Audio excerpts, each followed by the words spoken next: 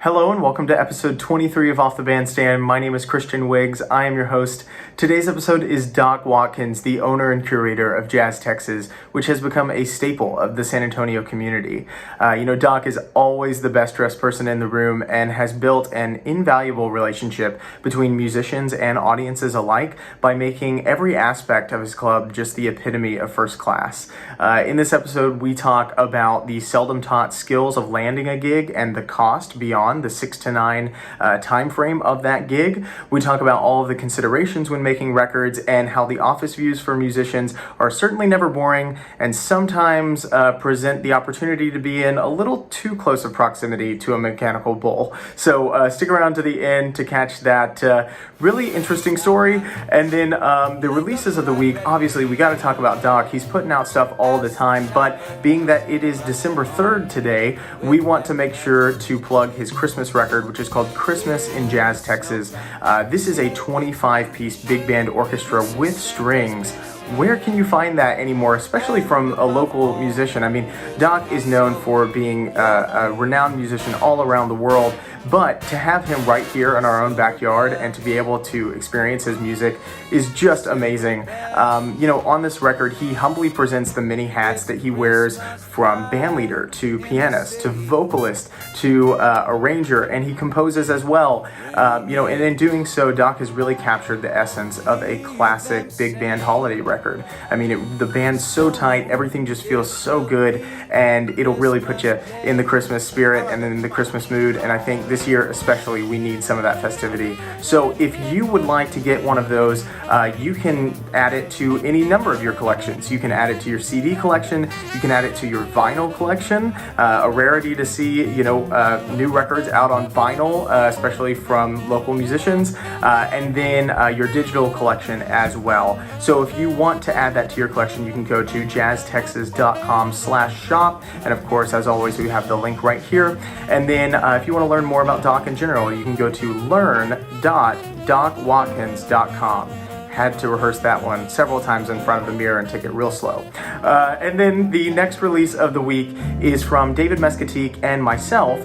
This is a single, the Christmas song, the classic, Chestnuts Roasting on an Open Fire, that we recorded back in 2019. We did it on the same session as David's first album that he put out as a bandleader, which is called Preamble, and we released this in winter of 2019. So if you'd like to go over and check that out, it is on all the major streaming platforms. You can find it everywhere, and then you can purchase it on the iTunes store. And I believe if you keep up with us on social media, with David and myself, we'll announce when that's going to be on Bandcamp just coming up here very soon, and just another way to get in the Christmas spirit. So I hope you'll go and support those releases this week. And then of course, as always, we have the Monk shows, and last week we didn't plug the ones that were coming up just because of the Thanksgiving holiday and there was some time off, but now they are back in full force, and even with a few concerts from last week that were announced a little later, you can go and check those out on the Monks archive, of course, as always. But the upcoming shows that we have is going to be tonight, December 3rd, Thursday. That is going to be the Gil del Bosque Pulse Quartet. You can go check them out. Amazing musicians, as always. Colin doesn't put anything in that club except the top quality guys. So go and check that out. I'm really excited for this next one. December 6th, which is this coming Sunday, is going to be my dear friend and collaborator Thomas Wenglinski's Sextet, and they're going to be playing a lot of his original stuff and some of his arrangements. Really, really hip compositions. You should go and tune into that, and the band is stacked as well. Then on December 8th, that's a Tuesday, is the Glenn Rexash group. Glenn Rexash, I remember, was one of the first guitar players I heard whenever I got into town. This guy is amazing. Go and support him as well. And then on December 10th, which is next Thursday, and we'll plug that one again next week, is going to be Alton Sinclair's Trio, which is going to be a cordless trio. It's very, very exciting. It's going to be him and I believe Utah Hamrick on bass, and I believe Daniel Dufour on drums, and Pete Rodriguez as a special guest on trumpet. So go and support those. Get excited for them. RSVP on Facebook. They have all the events out already. You can go and do that now. And I believe that Glenn Rexash group concert is an Austin Jazz Society Project Safety Net fundraiser show, so go and support that if you can. Again, Austin Jazz Society is doing the most for jazz musicians now in the middle of the pandemic. So again, Colin Shook doing a great thing over at Monks. Doc Watkins got a great Christmas record, and all of his discography is amazing. David Mescatique, single, and then of course this episode that we have. Please enjoy episode 23, Doc Watkins. This is Off the Bandstand.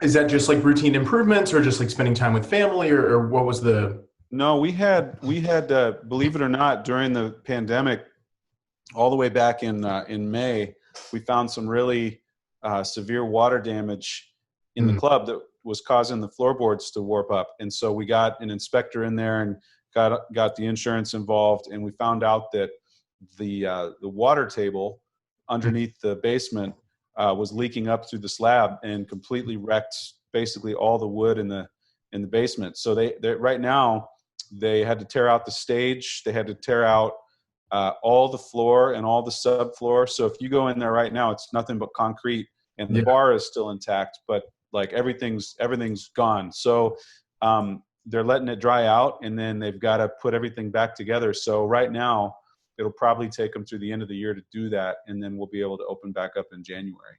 Man, like, and on one side of things, it's almost nice because it's like, okay, cool, like a routine facelift, but at the same time, like ripping all that up had to have been heartbreaking because it's a beautiful room, you know. So, well, the nice thing is, man, that when it's done, it'll be like brand new. I mean, we'll have a brand new club, so you know, all the scuffs in the floor and the stains on the carpet on the stage, it'll all be brand new. So we'll get to start over again.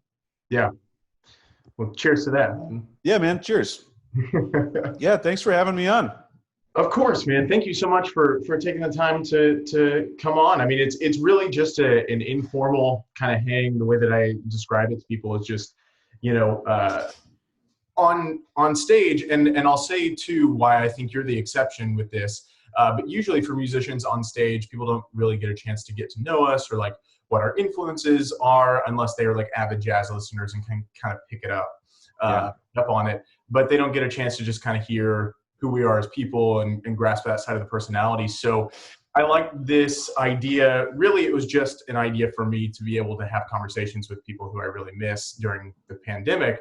But then at the same time, it's a way we all have like different schedules and are all over the place playing everywhere, as working musicians. So you don't get a chance to really make the hang too much unless people are an active part of the band. However, I would say that you are the exception to that rule of people not like knowing us too well personally, because being that you are the curator and founder and owner of a club, Chris Vargas always sings your praises and says that you know every name of like every regular that walks through the door. You form that relationship with everybody. So kudos to you for, cultivating such a influential and staple of the San Antonio community. Thanks, man. Well, yeah, I mean, it's just the whole club scene. There's a lot of people nowadays forget that jazz music is about a lot of things. It's about people. It's about the hang. It's about, relationships. It's about romance. It's about friendship. It's about all kinds of stuff. And so, to bring those things all together under one roof, you have to just be yourself and be transparent and everything. And I've never really felt like I had to put on like a persona. I think a lot of musicians, they're real private. They don't want people to get to know them because they've created a persona for themselves that's completely different from who they actually are. And whenever I've tried to do that, it's always it's too exhausting, because it's like they say, you can only be one thing to yourself and one thing to the rest of the world for so long before even you can't tell which is the real one. Sure, right. You know? So, yeah. Well, I'm curious on that side of things, how you feel, because obviously, like, we're trying to stay our true selves, but not put on too much of a dual persona. How do you feel that being on stage and being out in the public eye, being at the club every night, how do you feel like that is amplified, or like your true self, but do you feel like it's amplified whenever you're there, and then whenever you're home, you find that you really kind of have to just relax and be a little bit more dialed down, or a little bit more introverted? Yeah, absolutely. And I've read a lot of literature about just, you know, different personality types, and kind of so much of it boils down to what gives you energy and what makes you tired. And I think that I think it would behoove us all to really focus on that more, no matter what we do in life, and really focus on the things that bring us energy and joy, and try and avoid the things that exhaust us. And but the unique kind of thing is, my particular personality is such that I get a lot of energy from being in like, you know, busy environments and restaurants and bars and clubs and theaters and stuff, and being on stage and performing, but I can't do that 24/7. So usually, especially like after a long run of shows, like during the holidays, if we're playing shows every single night, that's usually followed by a period where I just sort of like go into a cave for a few days, and you got to sort of recharge your batteries. And, you know, some people can do that and be in a social environment every single night. Actually, I'm not sure that they can. I'm not sure that I've ever met anybody that truly, you know, they'll say, oh, I'm the most extroverted person that I know, and they'll get a job at Jazz Texas as a server, and after 30 days, they're just exhausted, you know? So it's like, I don't know if anybody really, even the most extroverted person, can keep it up without like a lot of substances. Yeah, sure. You know, which is how that kind of comes about in a lot of ways. But yeah, I mean, at home, I really need like I'm pretty, at home, I have 4 kids too. So it's like, there's never like silence or like a dull moment, you know. I mean, it's so life is kind of crazy wherever I go. And I like it that way. But, you know, I think the thing is that I've just found that the more that you're yourself, even with, you know, warts and all, the better, because people can see through the veneer, you know. People can tell when someone has a persona that they're trying to, you know, you have to spend a lot of money like and be Lady Gaga in order to like really pull off a persona, I think. You know, I think otherwise people can just kind of see through it. So might as well just be yourself. Yeah, absolutely. And you can see that difference in whenever like you're not on your guard, and people can tell. We were doing this with my big band. I was doing like the tree lighting ceremony for the Zilker Park Trail of Lights thing a couple of years ago. And I mean, obviously I'm still very young, but at the time, you know, I guess it was 2 years ago. So I was even younger, and I was kind of buying into that whole thing of like, okay, whenever I'm at work, and I need to be, you know, as a band leader and as an entertainer, I need to be in this one way. And, you know, after we had finished performing, you know, some people had come up and, you know, said hello, said nice things. And then Lydia, who's my girlfriend, who's been with me for 5 years, comes up with her group of friends, and I start talking to them. And she was kind of like, not mad. She was like, hey, what do you know? It's just us. Like, turn it off, you know? And I think that stuck in my memory is like, oh, it's incredibly noticeable to the people who are around you all the time. People who maybe come into the club, you know, if you were doing a dual persona, might be like, oh yeah, Doc Watkins, he has, you know, this is how he is, but then see you, you know, in the community at the grocery store and might get a completely different thing. So I think there's certainly something to be said about everything that you're saying with being really true to who you actually are, and not trying to trick, that sounds very malicious, but trick your audience for the sake of a good time. Yeah, and that's not to say that there's not such a thing as show business and stage presence and showmanship. I mean, there are definitely things that you learn. Most people are not comfortable on stage. And so if you tell somebody, if you just grab some random guy out of the supermarket and put him up on the stage at the Tobin Center and just say, hey, just be yourself, they can't do it. They don't know how to be themselves on stage. And so, you know, Christopher Walken talks about this a lot, where you know, people just say, oh, acting, you know, must be so easy for you because you're Christopher Walken and all you have to do is play yourself in movies. And he's like, yeah, but you don't understand how hard it was to understand what me being myself actually looks like in front of the camera. Right. Because I can't be myself in front of the camera the same way that I can be myself, you know, in my living room. And it's not to say that you have like dual personalities or anything, but most people are uncomfortable on stage. And so one of the jobs of the performer, especially if you're a band leader or like if you're a solo artist, is you have to figure out what are the things that I can do on stage to enhance the music and to enhance the performance, and also to put the audience at ease. Because if I'm super stressed out, then they're going to be super stressed out, and nobody's going to have a good time. So you know, there's a lot of nuance to it when it comes to, I've definitely felt the most in the moment when I'm able to be back in the kitchen and talk to the kitchen guys and joking around with them, go back to the office, you know, talk to the manager for a couple minutes, then jump up on stage and feel like, you know, I never had to transition from one character to another. But that's easier said than done. You know, I mean, you put a microphone in somebody's hand in front of 100 people with bright lights, and most of them are going to freak out. So it's part of the musician's job, is how do we find a way to be totally comfortable in that environment? And I think for some it's easier than others. The younger you are when you start performing, obviously the better. I mean, Michael Jackson and Sammy Davis Jr. were so amazing because they started so young, and they were probably more comfortable on stage than off stage.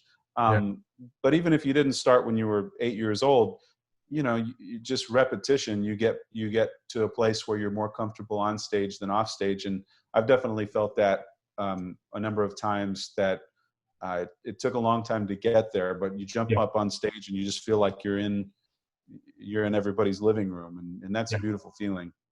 You know, I'm glad that you said the thing about living room, because it kind of ties into one of the first things that there were so many things you were saying that I was like, oh man, I want to comment on that and that and that. There's a comedian named Pete Holmes who I really enjoy a whole lot. And, you know, he has a show that is loosely based on his life that's called Crashing, that was on HBO in the past couple of years. And, you know, on his podcast, which is called You Made It Weird, he talks about how one of the hardest scenes for them to film was when it was just him walking around his like apartment in the show, going over to the cabinet, grabbing a box of cereal, and then pouring the cereal and putting milk in the bowl. And he was like, once you have an entire team of like 20 people that are in this apartment with you and cameras everywhere, he's like, I couldn't do it. I didn't know how I went and got my bowl of cereal in the morning, because of the fact that you're trying to be natural in the most unnatural, most performative, you know, like literally performative environments. So I think that's like an incredible point. And then to your point also of just like making people feel comfortable in an environment where, you know, I think we are accustomed, whether it's like from childhood, if people were in like a church kind of setting, or going to a movie theater, or going to see a live show, there is a very familiar feeling of audience performer. Even if it's a movie, like obviously they're on screen and you're not there with them, so there's not that added like tension of whether or not things are going to fall flat.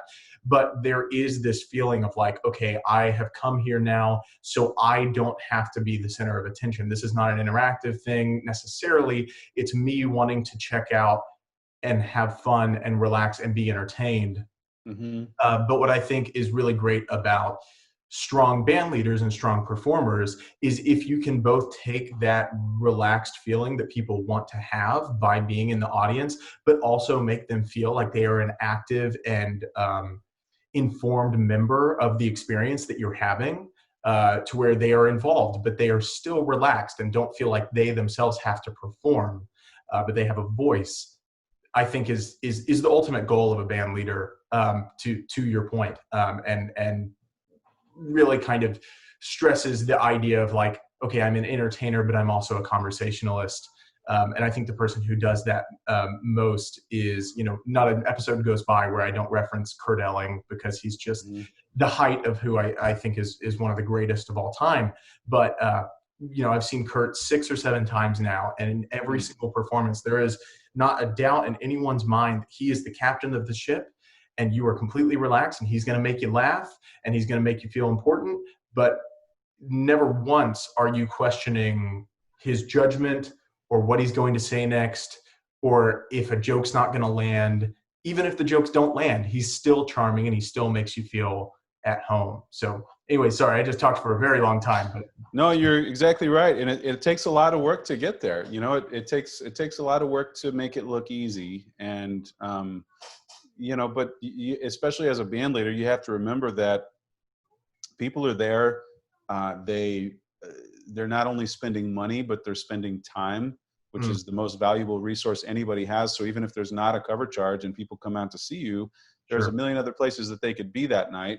And, the best of them, whether it was Count Basie or Duke Ellington or Frank Sinatra or Kurt Elling, realizes that, look, these people, like, they're expecting to get something out of the experience. They're not just flattered to be in the room with you. Anybody that thinks that they're God's gift to the planet and that people should just be happy to be there because they're there, are delusional. I mean, it's a transaction. People are spending money. Yeah. They're getting dressed up. I know that, especially like on a Friday or Saturday night, you look at how beautifully everybody's dressed, that they probably, planned out the night before what they were going to wear. Maybe they even went and got a haircut or they, got a massage that day to make them relax. They took the whole day to come see you and to get dressed up and to put makeup on and perfume and get their hair did, and they might have even looked forward to it all week long. I know in a lot of cases people do, it's Monday and they're like, oh man, I can't wait till Friday night so I can go out and see whoever. And as a performer, you have to really take that seriously. And so I've learned the hard way, and still continue to learn that, a joke that I think is funny that nobody else thinks is funny is selfish and indulgent. And Count Basie said it best. He said something to the effect that, if you play one note one night that makes the guy's foot tap, play the same damn note every night. Meaning, like, when you find something that lands, keep doing that. Like, don't stop doing that, because that's what people come to see. And over time, those things that land build up, and eventually you have an entire show. And it takes years to get there, and most people never do, myself included. But you gotta, it's all out of respect for the people. That's why me and my band has always dressed up. It's not to try and look hip or whatever. It's out of respect for the people there. I want to show them that I don't take it lightly that they decided, of all the things they could be doing, to come and see me. So I want to reciprocate that. And I've found that since day one, the dress code in the band was one of the smartest things I ever did as a band leader. I would never change a thing about that.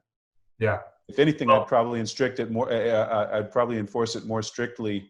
I mean, now everybody knows if they play a gig with me, it's a suit and tie thing. But like in the early days, so many musicians, they complain. They said, "Oh, this is stupid. We're outdressing the audience. We're the best dressed people in the room. I don't understand why we got to do this." Yeah. And I wish I had been actually a little more ornery about it in the early days.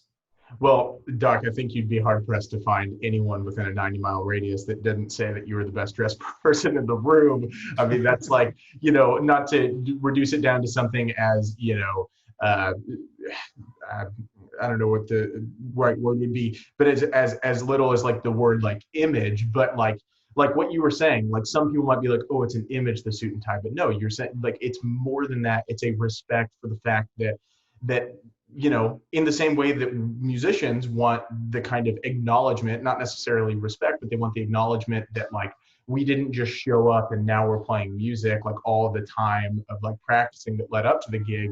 You have to extend that same grace towards the audience, just like you were saying, that is a commitment on their part as well.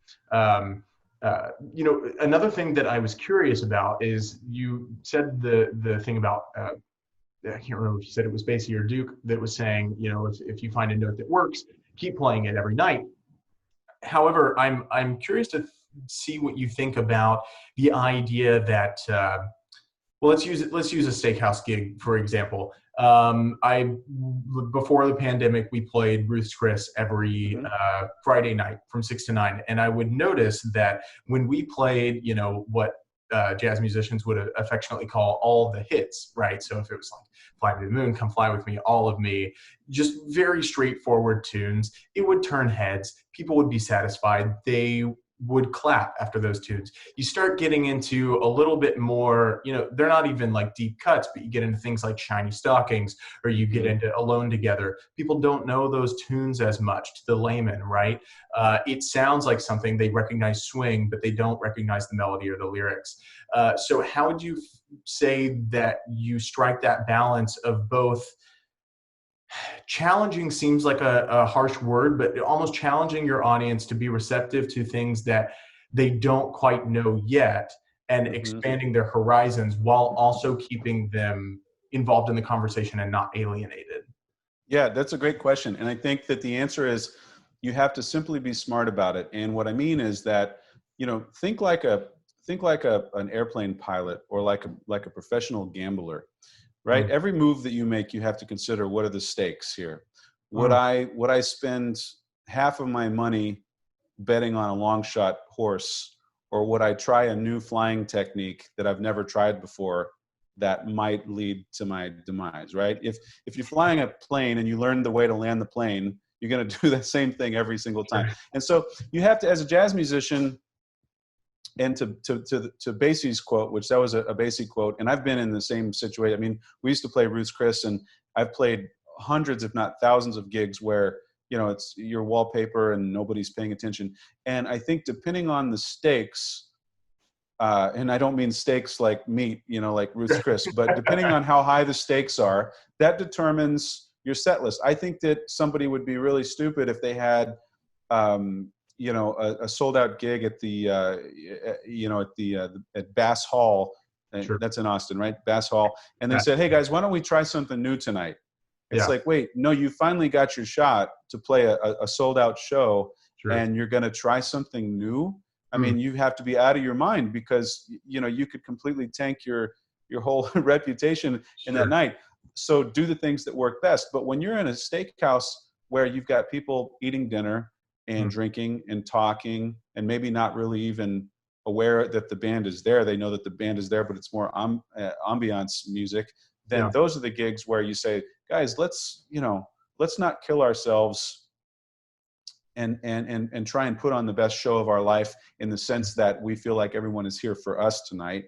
I mean, we're humans too. We have to allow ourselves to, like, be creative and expressive. And there have been plenty of nights that I didn't play Fly Me to the Moon because I didn't want to play Fly Me to the Moon. And I felt like even if I did, it wouldn't have made a big difference. And so then you can kind of get into some more of the deep cuts, and until the manager comes and tells you that, that you know, the guests complain or whatever. But, you know, with Basie, by the time that Basie made that quote, of all the artists, you know, maybe Sinatra, and a couple others, but of all the artists in the whole jazz world, Miles Davis probably, although Miles kind of changed his persona over the years, but Basie got a persona, or he got an act, you know, locked in at some point in his career, and he never changed. I mean, that guy played, you know, and Butch Miles, who, you know, I'm sure played drums with him, and he said it was so dialed in to the point where it was a little bit stifling, because, you know, if Butch played a fill in a certain tune and Basie liked it, he would say, you need to play that same fill every single night. And as a businessman, Basie was very smart that way.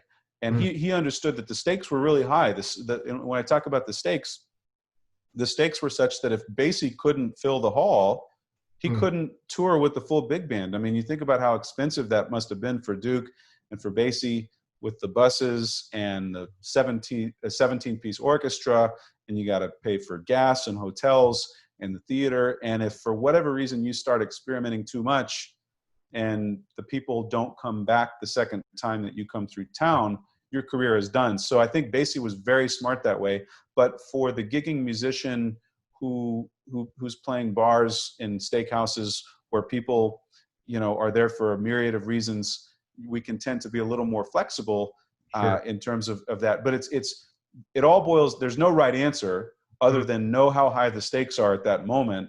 And I can say that now as a club owner, because I've been on both sides of the thing. I've been the musician. I mean, plenty of times. I can't tell you how many times I've had a manager come to me and ask me to play softer, at their restaurant or their country club or whatever. But now as a club owner, I watch what the bands do. And sometimes I can tell that the bands that come in, they really don't give a damn about the audience, and they're there for themselves, and they don't get asked back. They don't. And the ones that you see that play regularly at Jazz Texas are the ones that have figured that whole thing out. So it's like, you have to be human about it and be like, guys, it's like we musicians and creative people and artists, we always think that like the whole world is at stake with every decision that we make. But it's like, like I said, with a horse race kind of thing. I mean, imagine you're just like, gamblers are some of the most practical people on the planet, right? Because they literally put their money where their mouth is. And so if someone goes to the track every day, they're not going to throw all their reputation and all their money on a long shot. I mean, they're going to think, okay, like I can put this amount, I can take this amount of a risk right now. And if I take too much of a risk, I might be broke. But if it goes really well, and so it's all about you just got to be smart about it. And I wish that, I could go on and on about the educational system and about the way that music is taught in college. And, they never touch on that kind of stuff. Like, you can learn how to transcribe all the Wayne Shorter solos in the world, but they'll never teach you how to get a gig. And I can tell you how to get a gig in 5 minutes or less. Why don't they tell you that in college? Yeah, right. It's not, getting a gig is not hard, by the way. Yeah, it's really not. Well, I think the hardest thing about getting a gig is, as again, I'm very young and just, I can only speak for my experience of what I've known to be true for me. But I found that the hardest part of getting a gig is being okay with the word no and not letting it discourage you. Because when I was trying to, whenever we didn't have a gig and I was cold calling every single day, I would probably cold call 5 hours a day, 7 days a week, and I would be very methodical about like which places I was going to call on which days. Do not call a Thursday, Friday, Saturday, or even a Sunday at rush hour or even happy hour at a restaurant, because you're going to get the click, and just all these different things. So as far as like figuring out what to do on the gig, I mean, that comes from just being a cognizant person in the room of seeing like what people react to. Because, there was even a time where I thought I had it, fairly figured out, where we were playing a gig with my quintet, and it was like an outdoor gig. So I felt like we had the ability to be a little bit louder at an Italian joint. And we like had them right here, and we kept playing tune after tune and like applause mounting each time. And then I called moment's notice, and it just, nobody knew what to do with a Coltrane tune with changes that they couldn't hope to sing along with, So there is that side of things where it's like, you need to be okay with the word no. And then you also need to be aware of like that it is a transactional thing. Going back to what you were saying, I think there's so much truth in that. But you're right. The college system, I was just having a conversation with a young singer who's still in their undergrad, who was like, how do I figure this out? How do I do this? How do I get a gig? How do I get people to want to call me? And for a couple different reasons, I felt like, I could give whatever anecdotes of my own experience that I could. I mean, she was a female, so I know that that's an entirely different plane for her, and kind of listening to her struggles, they're very different. But anyways, I'm just kind of going on a tangent now, but all of that to say, yes, you are exactly right. That should be something that should be an entire course. They're just like, how do you talk to managers? How do you talk to your audience? How do you get asked back to places, especially whenever it comes to clubs, and that etiquette. for sure. Yeah, it's and I mean, unfortunately, you know, most of the gigs out there are in restaurants and bars, which are getting hit, you know, harder than anything. And so right now it's not easy to get a gig. It's almost impossible because, you know, I mean, they just shut down indoor dining in Chicago. And I mean, you know, that everybody's going back into lockdown and everything. But up until then, I mean, I would say the way that I got my first regular gig in San Antonio was I pulled into a restaurant one day. I just, you know, I saw a grand piano in the window, and I walked in and I asked for the owner, and I got lucky. She happened to be there at the time, but I definitely would recommend just showing up in person when you feel like there's the best chance that the manager or the owner or whoever you want to talk to is going to be there. And basically, you know, they don't really have an out because most people won't say no when you ask them in person. But, you know, when you call them, they might say, oh, say that I'm not here or whatever. Yeah. And I just said, look, I have a band, which I didn't at the time. I completely made it up. I was like, I had no idea what I was doing, but just for whatever reason, I felt confident that day. And I said, I have a band and I have a lot of friends, a big following, and we would love to play at your restaurant, and pick a slow night and we'll come and play for free. And I promised you we'll pack the place out. And I mean, how can you say no to that, right? Yeah, Someone comes right. So because what do you have to lose? And then the thing is, and you have to show that you can actually do it. So she said, you know, well, you know, do you really play piano? There's the piano. Go show me something. And I went and busted out, you know, a couple tunes, and she's like, all right, can you make it Thursday? Yeah. And so, you know, you tell them, look, what's your slowest night? I'll pack it out as much as Saturday night, and all the risk is on me. You don't have to pay me a thing. Even if I pack it out, still don't pay me. Yeah. And how can you say no to that? And so then I'm freaking out because I've got a gig in 2 nights, because she's like, yeah, how can I pass that up? And so I had to call all my friends, and I did. And I got on Facebook. This was like in the early days of Facebook, where, you know, it was easier to sort of, you know, all the algorithms weren't, you know, making it hard to sort of reach everybody. So, guys, hey, we're playing. It's going to be a party. It's going to be the greatest thing. And sure enough, I mean, there was a waiting list. We had every single table full. And she ended up actually writing us a check where I told her, don't pay us at all. You know, we'll do it for free. She said, this was like the busiest night we've ever had. Can you come back next Thursday night? And so then what we did, I can't believe I'm like sharing this, but I had my friends call up and say, hey, is Doc playing tonight?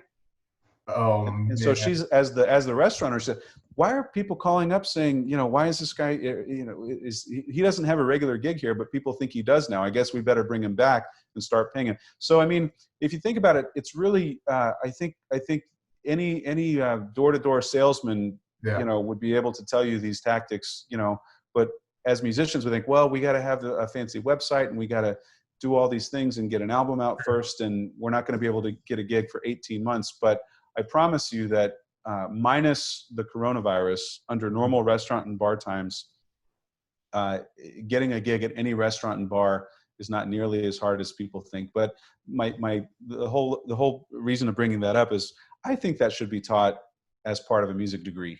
Yeah. You know, if you get a business degree, they're going to show you how to succeed in business. If you get a law degree, they're probably going to hook you up with a law firm. If you get a music degree, you do your last jury and they kick you out, give you, you know, wish you the best of luck, you know, and it's really, there's just, there's certain things that work. And I think that's something that in a different era, like the era of Basie and Ellington and Sinatra, you know, I mean, it's like, you know, Sinatra had, his parents were immigrants. I mean, these are people that just, they were scraping by every day, having to be really creative and street smart about things. Sure. And we've kind of lost that street smartness, you know, in modern society in a lot of ways. You know, it's so funny that you were talking about that thing of like having your friends call up. We never did it, but the person, well, I'll say there was a venue that will remain nameless. Sorry, and a previous GM who's no longer there, who came up to, he was very much a gaslighter, very much wanted to keep me on my toes the entire time. And even though we remained the residency for years, and you know, I had kind of, I think another thing that people don't tell you to do is like, as much as I went around to all of the different steakhouses that I knew had music as I was starting to get steakhouse gigs, and I viewed, okay, are the musicians interacting? Are they not? Are they sitting down? Are they standing up? You know, what kind of tunes are they doing? Are they doing mostly ballads? Are they doing mostly swing? Just trying to break it down to like as much of a science as I could while still being natural.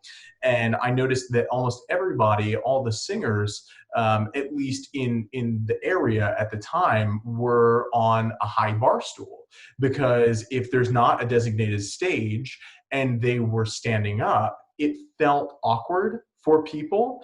They almost felt like they had to give attention. They weren't quite relaxed. But on the people who were sitting in bar stools, it was kind of like more of like, oh yeah, like the bar stool's higher than our normal dinner chair, so there is something to give attention to, but I don't feel like now this is a performative setting. I feel like I can still be relaxed.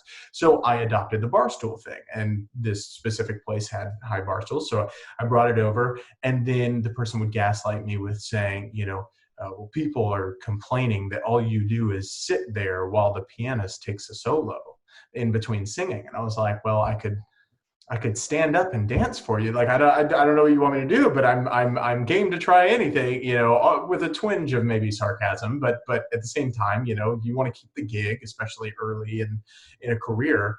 But then another thing that you touched on where you had said, you know, you had a band and like I have this big following, but those were not necessarily guarantees.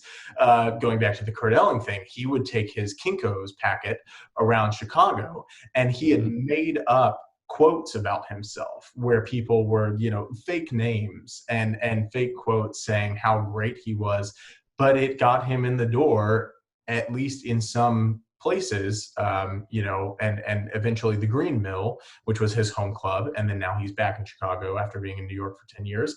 And then the Green Mill's like, nope, we're welcoming you back. And he's one of the main people putting on live stream shows. So it really does go a long way to kind of fake it a little bit until you can build a familial relationship with venues and audiences alike.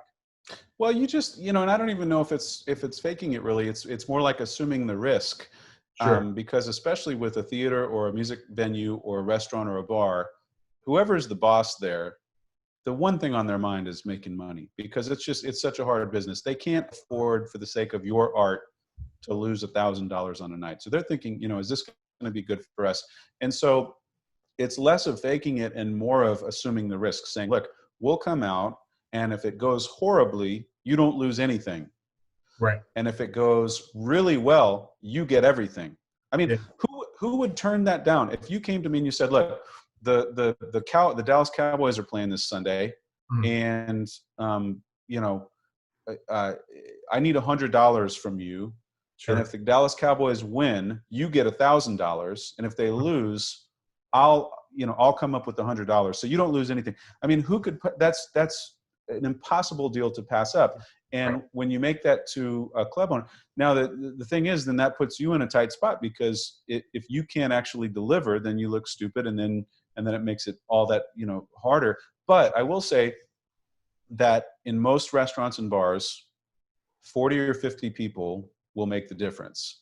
A slow night for a restaurant might be 30 customers. Sure. If you bring in 40 customers, then that's their 30 plus your 40. The place is packed, and you're a rock star. I don't know anybody who couldn't, if their life depended upon it, get 40 of their best friends and relatives to come out and see them if they actually felt like, you know. So you have to ask people to, you know, do you a solid. I mean, even the most unliked person, when they die and they have a funeral, 40 people come out. So it's like, you know, everyone knows people. Yeah. And everyone has friends, and everyone has in-laws, and the whole deal. And so if you have a gig and it's really important, and you know that if you pack the place out on a slow night, they're going to have you back. I mean, unless the manager is a total idiot, and oftentimes they are, but they're rarely enough of an idiot, because they're going to see the numbers. You know what I mean? And so it's like, whenever I've never once in my life, I swear to you, I've never once undercut another band and stolen somebody's gig. That's one thing that I've never done. I'd never stolen an employee. When I opened up my own club, I never offered someone more money to come and work with me, because I felt like, you know, we musicians are our own worst enemies that way. We undercut each other until the gig doesn't pay anything, because the restaurant, especially in Austin, you know, they know they can get a band for free. And so I said from day one, I'm never going to do that. And so we had a gig at a prominent steakhouse in San Antonio. You probably know which one it was, Friday and Saturday night for like 6 years. Yeah. And we packed the place out every single time. And the manager himself asked us, because he saw we were packing out all these other places, to come and do an audition for him on an off night. And we did, and we packed it out. I mean, that was our thing. Like, give us a shot. And if we don't pack it out, then, you know, you don't lose anything. And so we packed it out. He didn't pay us anything. And he said, well, we want, and I, at that point, we had so many other gigs that I actually sort of pushed back and said, we don't want to play there every single weekend, because we're playing at Ruth's Chris, we're playing at Stefania's, we're playing at the Esquire, we're playing, you know, weddings and country club gigs. And he's like, we've got to have you guys every Friday, Saturday, because everyone comes out to see you guys. And so I said, all right, here's the deal, that it's going to cost you $650 a night, which is a good paying jazz gig, as you know. Sure. For a quartet. And so he said, all right, that's fine. So after a month went by, no, it wasn't even a month. I think it was the first weekend. He asked me to come down and have lunch, and I ordered some food and everything. And he brings the accountant down and makes kind of a scene out of it. And he says, look, here's the deal. This is how much we paid the last band. And he hands me a piece of paper, and it says $450 on it. He says, what can you do about that? So I'm charging him $650. Yeah. Previous band, he paid $450. And I said, listen, if you want the best musicians in town and you want to have a good crowd and you want to make money, you're going to have to pay us more. You're going to have to pay us almost 50% more than you paid the last band. And they did it for 6 years until I opened up my own club. And so, you know, the point is, I mean, these are all like simple things. When the manager, I don't care what restaurant it is, there's one thing on their mind. Managers, it's a revolving door in the restaurant business. So the one thing on the manager's mind is, how do I not get fired? And the quickest way to not get fired, or the quickest way to get fired, is to see sales dwindle. Sure. And so whether you're sitting on a high stool or a low stool, or you have a piano player or you don't have a piano player, or I mean, we did everything. We had, you know, for a while we had a drummerless trio and a drummerless quartet. Then we added the drums, and we added the horns, then we added a vocalist, and we kept track. It was like, you know, and we would ask the bartenders, what were the sales like tonight? Which I highly, the bartender will always tell you. Sure. Whenever you play a joint, ask the bartender at the end of the night, what were the sales like? And they'll go look it up on the point of sale system and say, well, we did, you know, 2,700 tonight. Was that better than, you know, the week before? And they'll tell you yes or no. And we would actually like keep spreadsheets. Like, okay, this is who sang, this is who played trumpet, this is who played bass, these are the songs we did, and try and find, you know, is there some sort of rhyme or reason? And what we found was there really wasn't. There's so much to chance. It's like, it didn't really matter if we had a drummer or we didn't have a drummer. It didn't really matter if we had a singer or we didn't have a singer. It didn't matter if it was a trio. It didn't matter if it was a quartet. What mattered was that the energy and the vibe was there in the room, and people showed up and they stayed and they drank, and the restaurant did the sales that they needed to do on that. And which is, you know, one of the most unfortunate things about the jazz world today is that, I've seen this, and I'm sure you have too, is that unfortunately so often the jazz purists, the ones that are, you know, the ones that know the Coltrane tunes and that know the Bill Evans records, they come out and they sit in the front row and they order a glass of water or a glass of iced tea, and they just take up space. And they don't realize that they're killing the music by, they think they're supporting it because they're coming out and they're listening to it, but they're actually killing it because every time a gig goes away, there's only one reason that the gig dies. Money. And if there's limited space, you know, you've got a 2,000 square foot bar, you've got 70 seats or whatever it is, and you gotta sell food and you've got to sell drinks. And if you can't do that, then you can't afford the band. And I've seen rooms that were packed out with jazz enthusiasts, and the bartender will come up and say, that was the worst night we've had in 3 weeks. Yeah. And I'm like, well, the place was packed. What are you talking about? Yeah. They don't care if it's packed. They care if people are spending money on food. And I get it, because as a club owner, Right. people have no idea, you know, I mean, you spend, you know, $1,500 a month on linen, Yeah. you know, Yeah. I mean, somebody has to clean the bathrooms. Somebody has to update the water softener and fix the cooler when it goes out. And, you know, when the price of limes goes up, as it does, you know, price of limes go up and down, and you use limes all the time in who's going to pay for that? You know? So it's really not, if as a jazz musician, if you can put yourself in the shoes of the manager, you got it made. Yeah.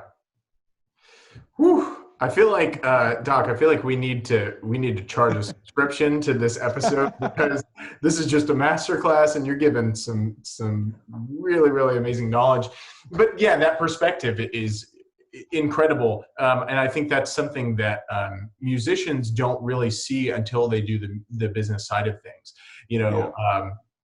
Without getting much into it, you know, as I stepped into a little bit more of the managerial and booking side of things in the entertainment company that I manage in Austin, I noticed that there were, you know, some decisions that had to be made that were not being made before, that were unpopular among the musicians. But like you said, there are certain expenses where it's like, who's going to pay for that? And although you don't see the work in front of you, you don't see Doc Watkins writing a check for the increased amount of limes, or meeting with the contractors.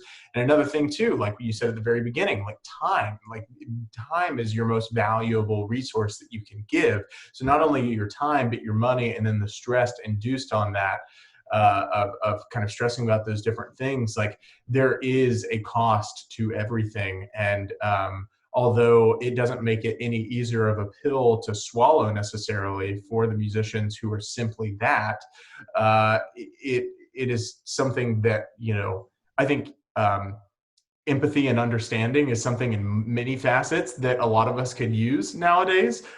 Something that I am guilty of not necessarily extending to some of my neighbors every here and there. But I think that is just a small part of the empathy and understanding, is really understanding that there is more that goes on than just the 6 to 9 gig, and also what the people who have to deal with those other issues are going through, and the cost that is incurred on that. There was another thing that I thought very specifically that I wanted to comment on, but if it comes back to me, then I'll address it.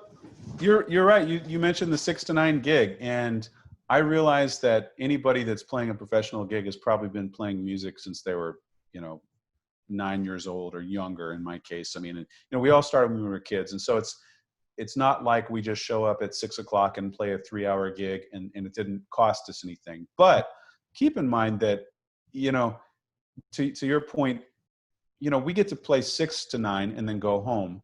But the bartenders had to get there at 1 PM and start juicing the lemons and getting everything ready, and, taking the wine inventory and meeting with liquor reps, because this one wine is about to go out of stock, and we got to figure out what are we going to replace our house red with.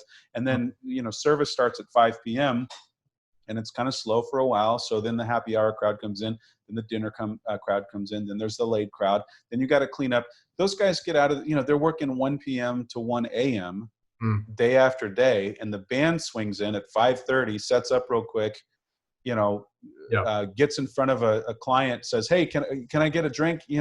As like they own the place, plays a 3-hour gig, and then they're out of there. I mean, we have to, and all we have to do as a gigging musician is make those 3 hours count for the manager or the owner or whatever, which all they care about is that you're going to do a good show and that you're going to bring people out, even though technically it's not the job of the band. I've always said that it's not the job of the band to bring the crowd out. That's the owner of the establishment. I mean, I don't believe in giving the band the door. And at Jazz Texas, we've never given the band the door, because I've said, look, this is my venue. It's not your problem if there's an off night or something like that. So anybody that's ever played at Jazz Texas has gotten an agreed upon amount that's agreed upon before the gig started, because, you know, if, again, it's about assuming risk.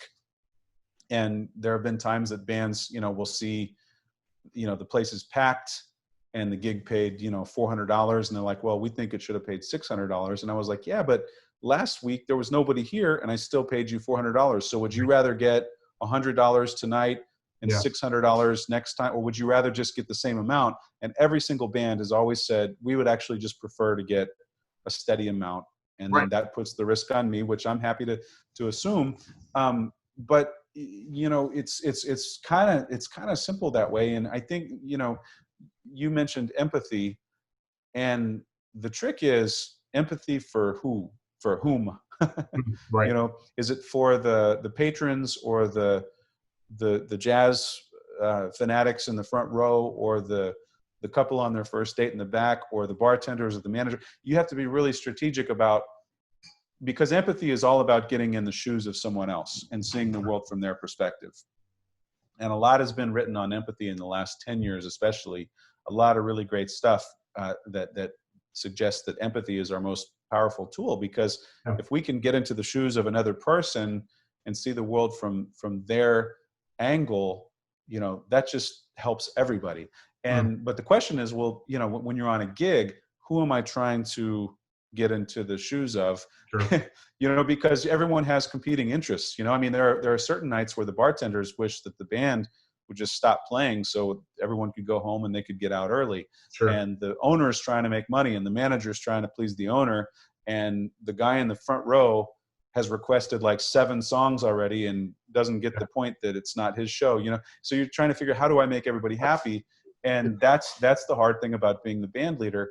But I think, you know, practically, there was one time that my buddy Pierre, who I've played with probably 1,000 gigs with Pierre, and he's a New Orleans guy that played long before I was even born. And we were doing a corporate gig one time, and I felt like, and everything was going great, I felt like the band didn't sound that good, and everyone was sort of phoning it in that day, and I was kind of stressed out. I pulled Pierre aside on the break. I was like, Pierre, you tell me, man, be honest. You know, this is my band, and I want this to be a good band, and I know you have a lot of experience. You tell me, you know, are we making good music tonight? Because I don't feel like we are. And he goes, listen, he goes, who's writing the check? And I pointed over to the event planner, and I said, oh, she is. You know, and he said, is she happy? And I said, yeah, she's really happy. He's like, well, that's about all you need to know. And I know that sounds like a really oversimplified version, because we're trying to make art and we're trying to make music, and it's not about money. None of us got into this business for money, but there is a very, very practical side, especially that I think older musicians who came up in places like New Orleans understand, which is, we're trying to make a living out of this. And that means we have to get paid, and we have to make the right people happy at the right time. And if we want to do this for 30 years or 40 years of the rest of our lives, we have to have like a certain street smart kind of sense about it. And so I think it really is as simple as that. I still would submit to this day that, I mean, we never had trouble getting gigs for years before I opened up the club. And even when we opened up the club, we never had to ask a single person for money. It was more of a matter of just trying to think about it in a smart and kind of practical way. And, you know, I see, as a club owner, it's amazing, man, that I get like sometimes dozens of emails a day from booking agents and promoters and managers and bands. And some of these booking agents are like top, you know, people in like New York City and Nashville and LA. And they send me these emails that it's like, you know, dear so-and-so, I'm writing to promote our latest client, you know, the so-and-so band, which are a unique fusion of samba, jazz, rock, blues, Latin, reggae, and modern pop. I hope you'll consider adding them to your rock. I'm like, nobody in their right mind would ever book that band. Give me a call. Yeah, right. You know? Yeah. Like like don't send out a form letter like that, you know? Sure. Well, I think that, I in the past several years, I've tried to be, as a singer, I've tried to be more humble and less like, oh, I know it all, which is usually ingrained in the singer's DNA early on. But that's kind of a masterclass and a schooling from me, because I have tooled over my email and how that's going to be structured and addressed, and what I have found, like I would similarly to how you said you would talk to the bartenders and you'd see what numbers worked and try to measure that. I would do the same thing with like a batch of 10 emails, and I would slightly tweak the wording, and I would find what made people want to call me back, or what made people actually give me the call or the email.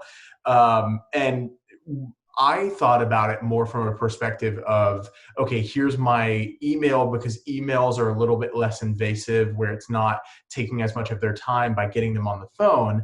However, I would always try to supplement the email first, or I would send the email first, and I would try to supplement the email with a call. So that way it was at least on their radar, and maybe they got a chance to listen to the things that I sent over. Maybe they didn't, but at least they knew that something was already there and I took the initiative before, and they could go and listen to.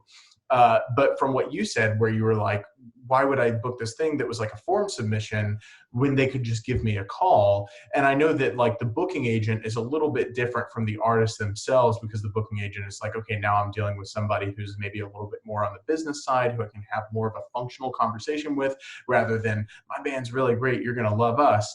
But to your point of, seeing the grand piano in the window and then walking in and being like, hey, I'll assume the risk, give me a shot. As a venue owner, I'd be very curious to hear how you appreciate, and again, I'm almost skeptical to even mention this, because I don't want this to be like, how do you prefer that people contact you? And then there's like an influx based on whoever listens to this. I don't want that to be kind of a, No. A calling moment. But like, how do you prefer to be talked to or contacted whenever people are inquiring to play at your venue? Well, there's probably only been 2 bands in 4 years of Jazz Texas that I've booked because of an email,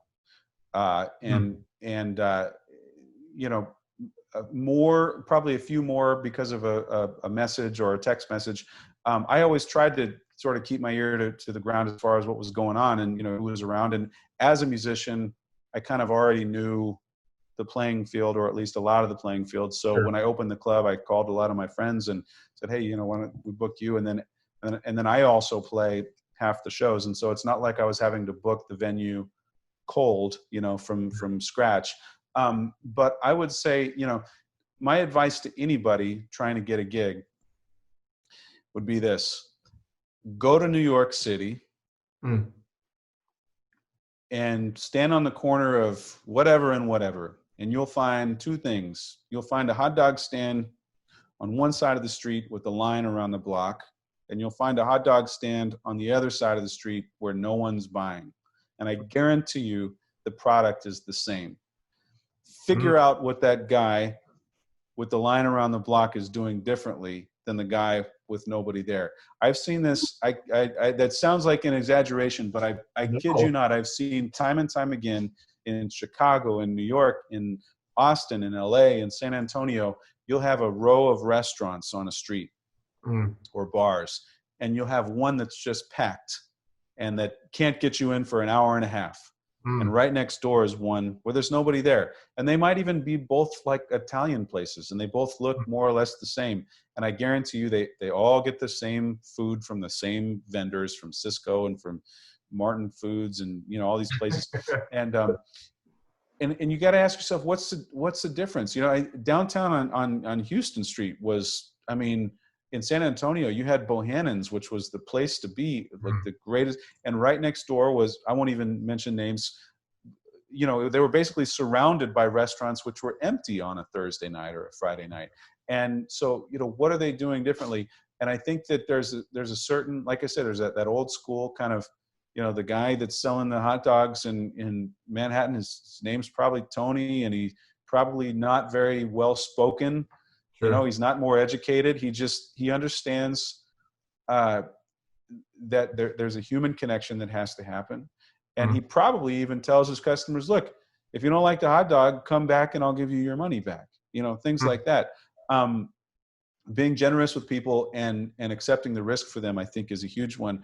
But the easiest way to find me would be to like, if you wanted a gig at Jazz Texas, would be to just show up on a night that you knew that I was going to be there, and just tell Selena at the door that Doc asked me to come and see him, and I'm here at his request. Yeah. And she'll come back and say, hey, there's a guy named Don who's here to see you, and I can't remember making an appointment. Well, send him back, and then you got me. And it's like, and then at that point, it's up to you to really make the sale. And Sure. if you say, hi, I'm so and so, and this is my band, and here's my CD, and I hope that you'll listen to it. I'm not going to listen to it. I'm sorry. I have a stack of CDs back there that my car doesn't even have a CD player anymore. Sure. But if you come and say, look, I want you to give me your worst night. How can you go wrong? Your Tuesday happy hour. There's nobody there. You're not going to make any money anyhow, but don't worry, because you don't even have to pay me. And I'll bring my friends. And if it doesn't work, then we go our separate ways. And if it works, maybe I'll take that deal every single time. And there was one guy in 4 years that did that. And by the time that the pandemic hit, that guy was playing more at Jazz Texas than anybody else. His name is Steve Soares, and he's from Boston, and he's about as old school as you could get. And he moved from Boston to San Antonio because his mother-in-law was ailing, and they moved to watch after her. And I noticed this guy in the front row all the time. I'm like, man, this guy really must dig this place. He's coming back, and he introduces himself. He says, hey, my name's Steve. I really want to play here. I'm from Boston. I play piano. And I was like, well, Steve, I'm kind of booked out, but maybe later. Sure. And he would not stop showing up and sitting in the front row with his wife until I said, yeah. I mean, he gave me no way out. Yeah. And he kept showing up till finally I was like, all right, Steve, why don't you come and let's pick a happy hour and something that's kind of low risk to me and see how you do. So what does he do? And Steve's, 60 plus years old. I mean, he's been around the block. He knows how it works. Sure. And he shows up, he brings all his friends and all his relatives. He packs out the place. I said, well, Steve, let's try this again. And so I think he probably played 8 gigs at Jazz Texas in the month of February. Whoa. I mean, I just because he sounded great. He dealt with the audience great. He had arrangements. His band always sounded great. He looked sharp. The band looked sharp. He was, available, and he was happy to work and the whole thing. And in 4 years, he was the only guy that ever did that. Wow. That's not true. I think that Jose Amador, the leader of the salsa band, did that even before we opened up the club. Yeah. And there were others that did that to a degree, but never as much as Jose and Steve, who basically they were like, look, we can do this the easy way or the hard way. Like, you're going to hire us whether you want to hire us or not, and you're going to be happy that you did. And I'm happy, but they made sure of it. They didn't just say, all right, finally, we got a gig, now our work is done. Yeah. I mean, man, they showed up, their band was dressed and they were on time, and they brought the crowd and they packed it out, and they didn't complain, and they made good music. And that's how this music was built, So it's really, just because we have cell phones and Facebook and Instagram, nothing's changed between now and the hot dog salesman 50 years ago. Yeah. It's the same kind of deal. Oof. Man, that was hot, man. That was pure knowledge and just like really, really great. Yeah, man, I'm still taking that in because it's just like, there's so much to think about with all of those different things that you were talking about. So much to think about of not only the persistence of if you really want something, you're going to go for it. But also just playing that personal side, not even playing. That sounds like it's conniving kind of term, but really noticing what works and what connects with people as a salesman. Because even though some people would like to claim, oh well, I'm just going for the artistic side, I don't believe in the business side. It's like, well, you kind of need to have a little bit of those skills so that way you are given the avenue to be able. Well, yeah, and that's great if they're just going for the artistic side, but then why are they asking someone to pay them for their artistic side? Right. And that's the thing. It's like, if you want to do that, then that's great, and I'm fully supportive. Some of the greatest art that's ever been made in history has been made for people or by people that were not doing it as part of any kind of monetary concern, Yeah. But if that's the case, for as it is for so many musicians, why are you coming to me? I'm a restaurant. Yeah. Right. I don't care about you had an epiphany and now I have to pay you. Yeah. It is that true. And I the older I get and after owning the club, I feel so strongly that I have, no real energy or attention span for the type of person that wants to come in and make it all about them and their art and everything, because I can guarantee you 100 times out of 100 times it's going to go badly. Yeah. And let's see, what was I? So I was and that you have to have that practical sort of side. This is where, if you are in the music business, you're in the hospitality business, you're in the people business, and you're also in a commerce kind of environment where people have to buy food and drinks, and so if you can make the manager happy, if you can give them a good night, they're going to hire you back every time. And the thing is, if they don't, then I can guarantee you that eventually that manager is going to get fired. We had one gig at a restaurant that went on for 5 years, and we outlived so many general managers that they never even, if you're at a place with a bad general manager that doesn't appreciate the business that you bring to the place, that general manager is not going to last. And then talk to the new guy, because there'll be a new one. But it really, I don't mean to sound cocky or overconfident or arrogant. It is a really hard business that we're in, and it's an impossible business that we're in right now.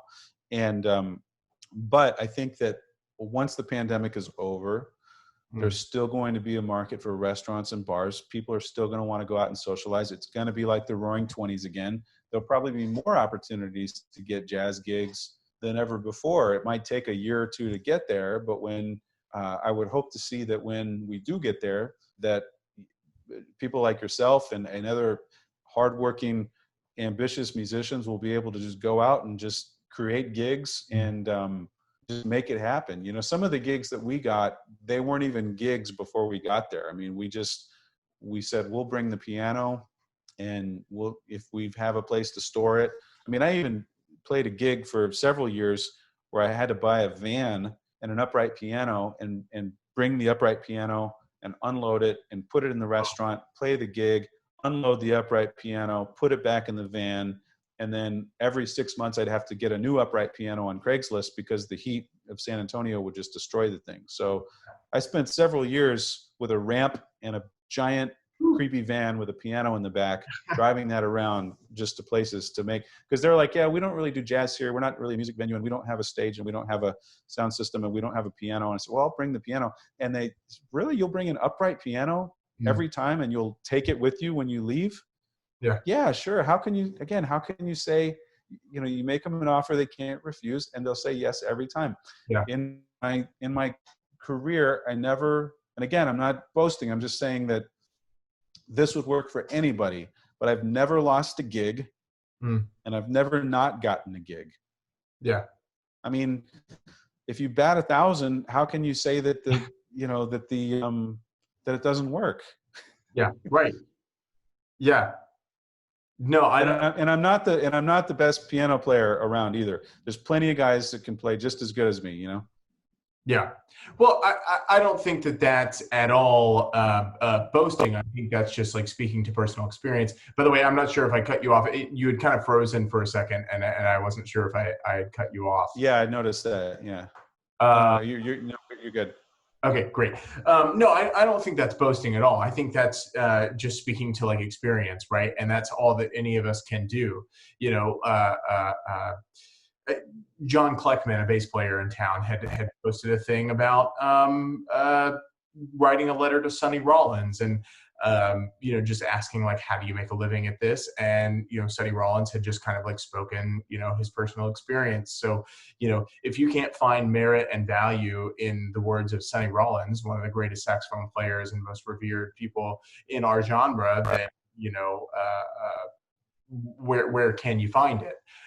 But also, I think another thing that I thought about earlier was whenever you were speaking about, you know, taking that risk and assuming that risk of, you know, somebody saying, give me your slowest night, yada, yada, yada, like give me, you know, and come in.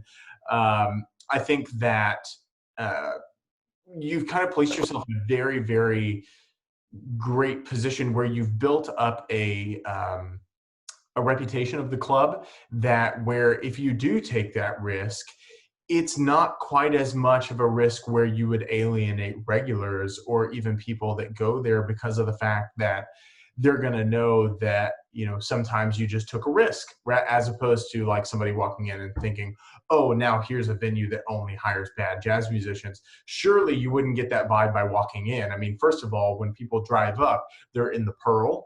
And then second of all, they walk down the stairs and then they have the beautiful room, the beautiful floors, the beautiful stage, the backdrop on the stage, and then your bar. And then not only that, but the like attire and demeanor of your bartenders as well, you know, is so high class and very polished. So I think that you've put yourself in a really great position. If you did assume a risk that maybe went a little sour and proved to be a lemon, it still doesn't cost you a whole lot to your reputation because people know what you're saying. And that's true. The thing is, that's true in any restaurant or bar or music venue. I mean, you know, even it doesn't matter what, that's true across the board. If your business relies on doing, you know, 52 weeks a year, and you're never going to make a tenth of your money for the year in one night, that's impossible. Whereas, you know, a lot of industries might be that way, that you make, you know, you make half your money in the month of December or whatever. That's never going to be like that in the month of December. So what that means is you spread out, you know, you spread out the money, but you also spread out the risk too. So what's the worst that can happen? Let me tell you the worst that could possibly happen in one night. You get 100 people in there and you get a band that is the worst thing that ever happened to jazz music or any genre of music. And the worst they could probably do is alienate 10% of the crowd to the point where those people would never come back to your venue. I mean, unless they said something like, you know, they got political, or they said something like racist, or they did something like completely crazy, like non-musical, right? Which could happen, I guess. But musically speaking, even the worst band couldn't alienate more than 10% of the people. So they're really, you know, the risk is that you have a chronic problem when you're a restaurant owner, meaning that you have a slow night followed by a slow night, followed by a slow night, followed by a slow night. Right. And so that's the thing. It's like, you have to ask yourself, what's the worst that can happen? And even as a band leader, it's like, well, I guess the worst that can happen is I can't deliver on the promise to pack the place and I never get the gig and I got to pay the guys out of pocket and then I learn my lesson or whatever. And so, you know, people tend to think, oh, there's so much risk and I don't want to fail and I don't want to look stupid and I don't want to play to an empty room and I don't want to be told no, which is probably the biggest one. People don't want to be told no. But the thing is, most people don't want to tell people no, which is why showing up in person and just asking is the best thing you can ever do. You know, Right. It's like, you know, guys don't want to just ask a girl, can I buy you dinner? You Sure. know, it's like, but most girls, if someone would actually ask them, they'd be like, yes, like, why doesn't anybody ask? They always try and like have some angle or whatever. Just ask me to go to dinner with you and I'll say yes. Yeah. And so, you know, we overcomplicate things and we worry too much about being told no. And I think that if someone were to have a good presentation and go door to door to restaurants and bars. Within a week, they'd have their schedule entirely filled up. And yet we complain, well, jazz is dead and nobody cares about us and blah, blah, blah, blah, blah. And I think, but I also think that, Austin is a tough market to, Yeah. I don't know if all these things apply in the city of Austin, because there's Sure. so many musicians and they've undercut themselves. But you have to remember too, that there's other cities around you. There's New Braunfels, there's San Marcos, there's San Antonio, there's Bernie, there's restaurants everywhere, and I feel like in Austin, there's like 1,000 musicians competing for the same gig. Mm. It's like 1,000 guys competing for the same girl. I mean, there's other girls, Yeah. and not all can have the same, Well, what I found to be true in my experience, to where we had the schedule very packed, but pre-pandemic, we were playing 25, 26 nights a month, and what I found to be true was that I was trying to find every single venue that had not thought of jazz music yet. Even if it was like the weirdest venue that you're like, this is not going to work. And we even had venues where I was almost certain walking in that it wasn't going to work. It didn't affect my performance. I was still going to bring it. But I was like you show up and you're like, in Lockhart, do you know Kreutz Market? Yeah, of course. Yeah. So, well, of course, because on your website it says proclaimed barbecue enthusiast. But Barbecue enthusiast. Oh yeah, I know Kreutz as well. Right. So we played or played and play, and the owner and I are good friends, and he's been a patron of mine for albums and such. For those listening, I should give a shout out. Keith Schmidt is a very, very amazing human being. But he and I still talk regularly, are friends, and you would not think that swing and jazz would work in the unair-conditioned side of Kreutz Market, and yet it does. Sure, there are some moments where you're having a show and someone's trying to have a birthday party, and you can hear the people who have had maybe one too many more than you can hear the pianist on their solo, but they're still enjoying it. And at the end of the day, even if you think it's the worst afternoon, somebody comes over and puts money in the tip jar, and so I think that's like a big part of it, especially in Austin, when you have limited jazz venues. I mean, you have Parker and you have Elephant, which, we should be thankful that we have more than one jazz club in town, because you don't always have a situation where you even have one dedicated jazz club in town. We have two, so we should be thankful. But I think that musicians really need to be thinking outside the box of where are you going to find your next gig, because that venue is going to try to, those jazz venues are going to try to vary their lineup as much as possible, so it keeps people coming back for something new, or at least the regulars on that one night that their favorite band is playing. But you don't want too much of a good thing. So then it comes down to, okay, how am I going to sustain paying my rent and paying my car, payment, and paying all these different things, and finding more gigs than are just those two jazz venues. And like you said, I've gone down, I've played little bistros in San Marcos. I, have gone down to the place Sidecar in New Braunfels. I've gone up to Round Rock, and in all of those different cities, you're going to find places where you think it works and it doesn't, or you don't think it works and it does. But that's really just part of the experience of being a jazz musician, is I think the theme of this episode is taking risk, of being like, you know what, you'll never know if jazz works in a certain venue until either you try it yourself, or you are the first person to try it.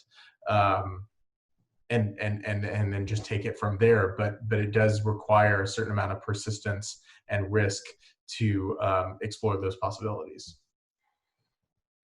Yeah, it works everywhere, man. We played outdoor barbecue gigs. We played on boats. We've played on rooftops. We've played in barns. We played in we've had gigs, literally in the street, like cul-de-sac gigs, where they just say, look, this street dead ends, so just set the band up right here, and it's like a little neighborhood party thing. I mean, you know, there were those early years where we just took anything that came our way.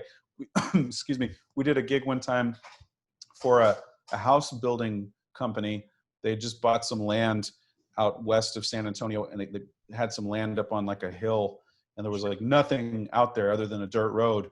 And so they kind of gave us directions, and we pulled in, and it was like this. So what's they're like, yeah, well, you can just kind of set up here. There's no power, which was fine because we had the van with the upright piano. It was like, this is like a groundbreaking party. And so they brought out catering, and there was no electricity, and it was hot and windy. And we were up on this hilltop, and we're playing jazz. I mean, we've played jazz in, you know, the back of trucks. I mean, you can get a jazz gig anywhere, and you just got to kind of go where the people are. I mean, everybody thinks, man, how cool would it have been like in New York City in the 20s, you know, or New Orleans in the 20s when jazz was alive. People still feel that way. If you walk into a bar and the jazz band is really swinging and people are there, they might not know how to swing dance, and they might not know what tune you're playing, but the general feeling that this kind of music brings to people is extremely timeless. And I believe that even after COVID has sort of wiped us all out for the time being, that this will prove to be even more true once the pandemic is over.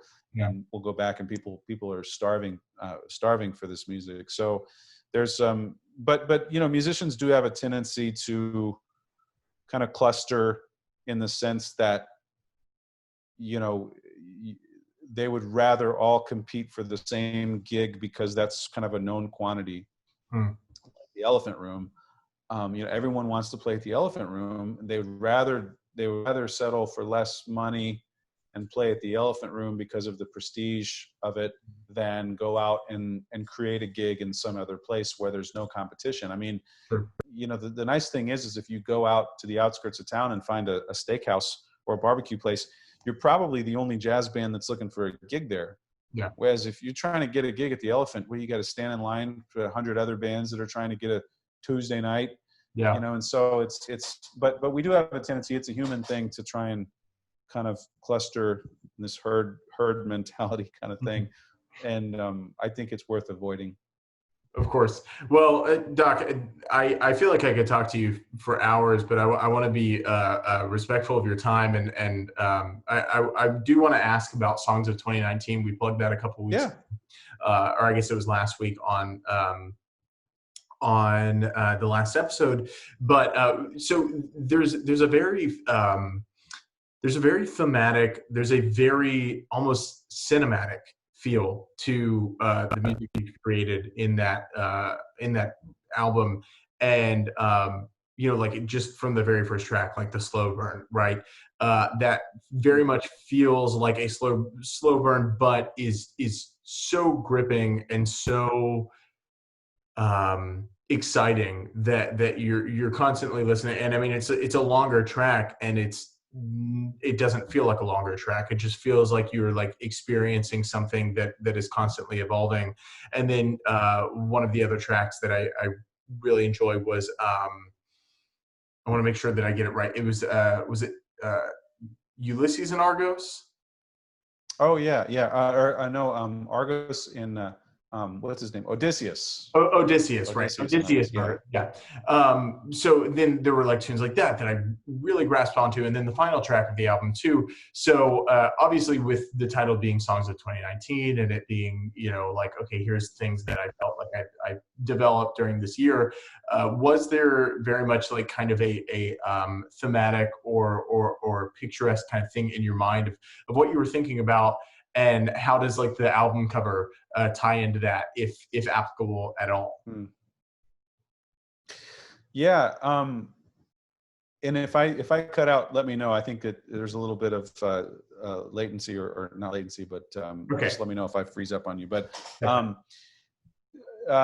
so a few things. So Songs of 2019, all the songs other than When I Fall in Love, which is a Victor Young tune, all the songs on that album, songs that I wrote during 2019. So I thought, you know, it'd be it was kind of a unique year for me in a lot of ways that I won't get into totally, but there were some setbacks, some disappointments, some really great things that happened.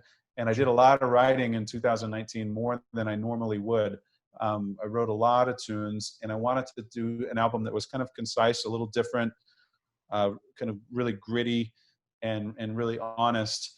And so those tunes that I wrote just kind of came out of, I don't know, the ether or whatever was just kind of going on at the time. And I was also infatuated at that time. I go back and forth between being totally in love with analog equipment and also totally sick of it because it's so hard to maintain and so hard to work and everything. But I had this Otari tape machine, and I really wanted to do an album and make it really gritty and make it really honest and have, you know, no digital processing on it. And so I wrote the tunes, and Mike and Brandon and I, we started playing them at the club on the midnight session, which is a very low risk kind of situation because at midnight you can kind of play anything and they'll go for it. But people went nuts over these tunes, and they went, especially like Hildebrand Avenue and Things Better Left Unsaid and the Slow Burn. People, I could tell week after week, people really, really loved this music. And so we started talking about, well, why don't we record it? And so the cinematic, there wasn't really, the only thing tying those tunes together was kind of that they were written in the same year and that I wrote them, other than When I Fall in Love. And we recorded the whole thing in a day or two in my living room with the tape machine. So it was a really gritty, you know, we put up the couch to create some baffling, but I mean, those tracks are loud. I mean, the Slow Burn gets loud, and Hildebrand Avenue is really loud. And we were all in the same living room, just with towels and blankets and stuff, trying to, you know, separate acoustically as much as we could. But there's a really kind of organic sound because there's, you know, all the mics were bleeding over, or, you know, everything was bleeding over into all the mics. Sure.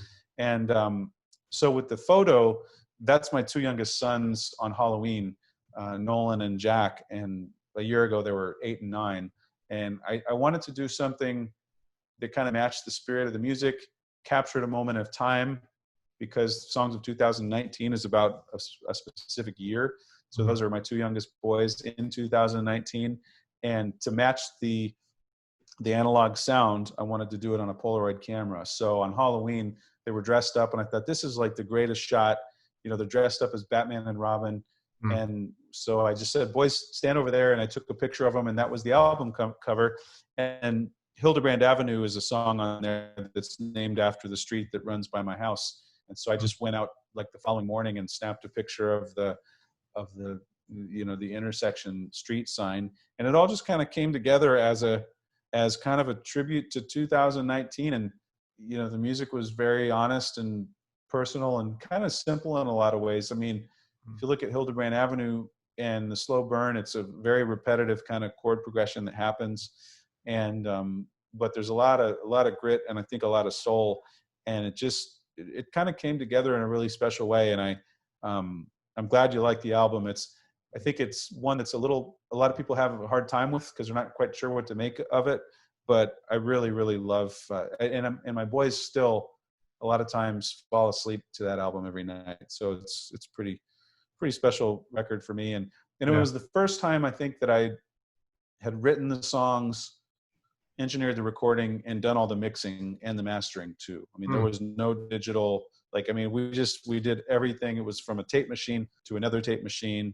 And so I worked really hard on it to just, it's got a garage bandy kind of feel to it that I dig, you know? Yeah, it's a beautiful sentiment, and I think it definitely paid off. And I think for me, at least where I'm at in my and do let me know if I'm cutting out at all in talking or if you miss anything. But I think that's a beautiful sentiment, and also I think the reason why it resonated with me is that it feels like it was very much an expression of the sounds that you wanted to create, regardless of what you felt that people might want to hear. And I know that we've talked about that at length in this episode, of kind of like having that or having that discernment of knowing when to give people what they want and when to take those extra risks. But I think that albums almost are the avenue and the venue for you to be able to really say the thing that you want to say, because you can play anything that you want on the gig or anything that people want you to hear on the gig. The albums are a big chance for you to really say, okay, here's, you can listen to it or you cannot, and it's already paid for and it's already out and it's already done, and I don't have to worry about a manager whether or not they like it. And I appreciate that, because I feel like, and this is speaking a little bit more from the artistic side of things, but I feel like that's where you really get to know the musical personality of a musician, at least in that snapshot of time, right? I'm also a big proponent on that albums are really nothing more than a snapshot of where you are. Of what you want to say musically, which is why, I have a constant back and forth with, I've put out 3 records now, and I'm in the middle of writing, and then we're about to go in and do the next 4 kind of all at the same time. And the first one, I look back and I think, oh, okay, I was this dumb kid who didn't really know what he wanted to do programming wise. He just wanted to have something out, and he liked these tunes, and so here you go. And then the second album, I was like, okay, now I want to create a narrative. And then the third was somewhere in between, where I wanted to take tunes where I wanted to reimagine a little bit in the essence of Kurt Elling, right? Where he would take tunes that people know, something that they can grasp onto, but it feels very uniquely theirs, as opposed to just another recording by another person who's put something out.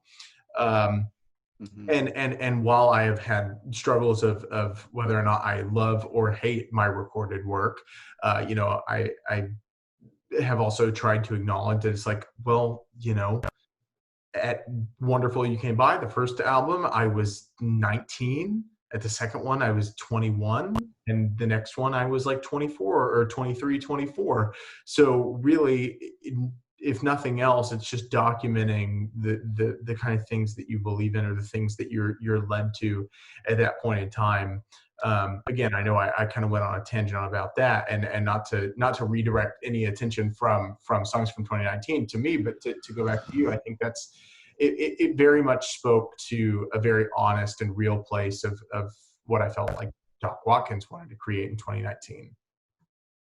Thanks. Well, there's always going to be a voice inside you that tells you should not record and release whatever album you're wanting to record and release. And I think it's our job to fight against that. And I think that there are millions of albums out there that will never get recorded and released because the musicians just, maybe it was a financial constraint, but usually I think there's ways to cheaply record albums. I mean, we did that one for the cost of the tape, and Sure.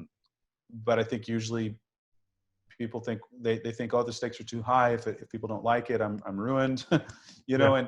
and of course, Sinatra had this idea that, if you're going to record an album, it better be a really great album. But Sinatra was coming from a different era where the stakes were really high. I mean, when they made an album, they spent a lot of money, and then they spent a lot of money marketing it, and they shipped it out to the record stores. And if he had 2 flops in a row, he could be done, But these days, what's the worst that can happen? I think we always have to ask ourselves, what's the worst that can happen, and what's the best that can happen? And if the best that can happen isn't very good, and the worst that can happen is really bad, then we should avoid that. But if the worst that can happen isn't that bad, and the best that can happen is really good, I'll take that bet all day long. And in the case of making an album, the worst that can happen is it's not good, and probably people just won't listen to it then. But I've never had anybody tell me that they're never coming back to a show because of any bad album. Sure. I mean, if anything, maybe some of my albums have bored people, but the best that can happen is probably not that you're going to make a bunch of money anymore with albums, but the best that can happen is you find, you release the music that's inside you and let the world hear it. And that's a very powerful thing. And there's something that happens it's like in the ether or whatever, when you make an album and then you release it. Yeah. Too many people make their album and they never release it. They get to that final step. They get to the 1 yard line and they say, no, this was a good practice album. The next one I'll release. Yeah. And I'm a big proponent of releasing your album. There's something that happens in the world, in the universe, that when you release an album, something good happens.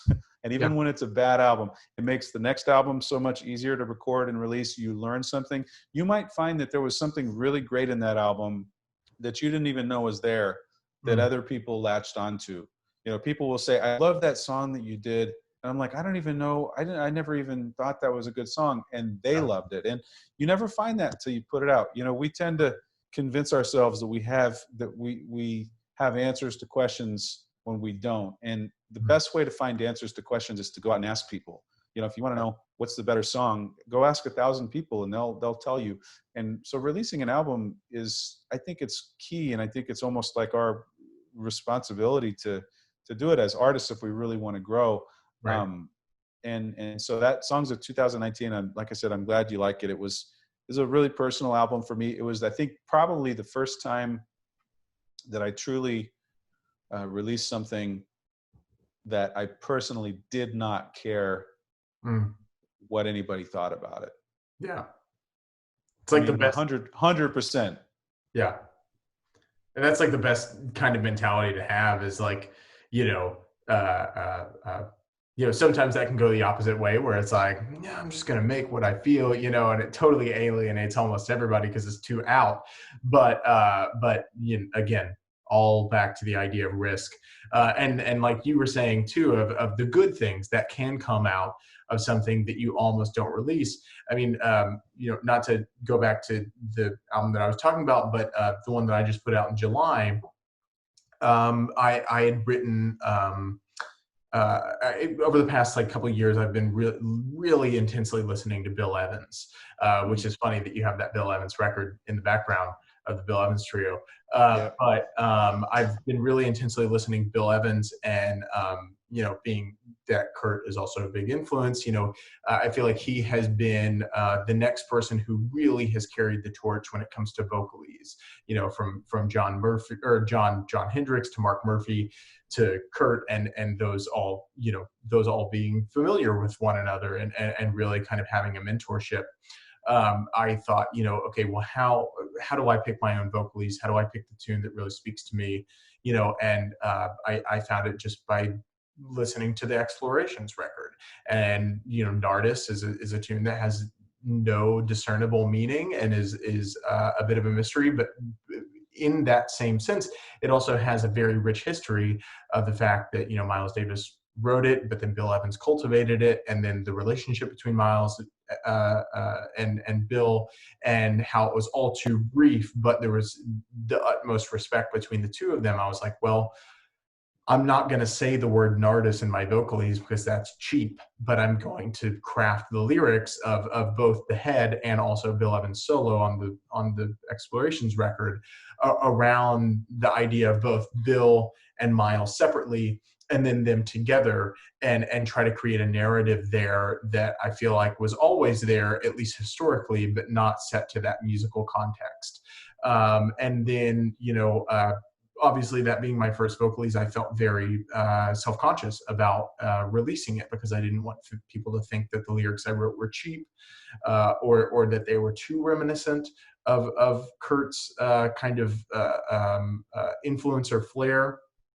But one of the people who I'd taken largely from that experience and my research with both Miles and Bill, there was a article that was written for Believer magazine called Broken Time, which is what the tune ended up being called on my record. And the author of that article is a guy named Steve Silverman, who writes for Wired and has written a book and is an expert in the field of autism and neurodiversity.